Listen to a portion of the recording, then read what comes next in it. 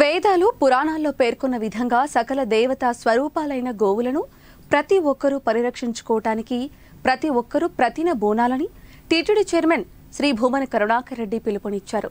తద్వారా మన సంస్కృతి సాంప్రదాయాలను కాపాడుకోవాలన్నారు. తిరుపతిలోని శ్రీ వెంకటేశ్వర గో సంరక్షణశాలలో కనుమ పండుగ సందర్భంగా గోమహోత్సవ వేడుకలు వైభవంగా జరిగాయి. తిరుపతిలోని శ్రీ వెంకటేశ్వర గో సంరక్షణశాలలో కనుమ పండుగ సందర్భంగా గో మహోత్సవ వేడుకలకు ముఖ్య అతిథిగా హాజరైన టీటీడీ చైర్మన్ మాట్లాడుతూ గోవు గొప్పదనాన్ని భావితరాలకు అందించేందుకు గోపూజ కార్యక్రమాన్ని టీటీడీ చేపట్టినట్టు తెలిపారు. తిరుపతి, పలమనేరులోని గోశాలల్లో 2500కు పైగా గోవులు ఉన్నట్లు చెప్పారు. తిరుమల శ్రీవారి ఉత్సవాలలో, తిరుచానూరు శ్రీ పద్మావతి అమ్మవారి ఉత్సవాల్లో, స్థానిక ఆలయాల్లో జరిగే ఉత్సవాలలో గోశాలలోని ఏనుగులు, అశ్వాలు, వృషభాలు ప్రత్యేక ఆకర్షణగా నిలుస్తాయన్నారు. తిరుమల శ్రీవారికి దేశీయ గోజాతుల పాల నుండి తీసిన వెన్నను సమర్పిస్తున్నట్లు తెలియజేశారు. పూర్వకాలం నుండి కనుమ పండుగ రోజున గోపూజకు చాలా ప్రాధాన్యత ఉందన్నారు. గోవును పూజించడం వలన పాడి పంటలు పుష్కలంగా పండి లోకం సుభిక్షంగా ఉంటుందని తెలిపారు.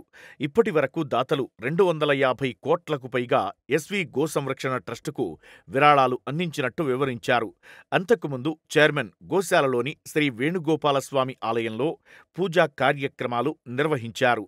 అనంతరం గౌరీ పూజ, తులసి పూజలో పాల్గొన్నారు. అటు తరువాత గజరాజులు, అశ్వాలు, వృషభాలు, గోవులకు పూజలు చేసి కర్పూర హారతులు సమర్పించి వాటికి దాణా అందించారు.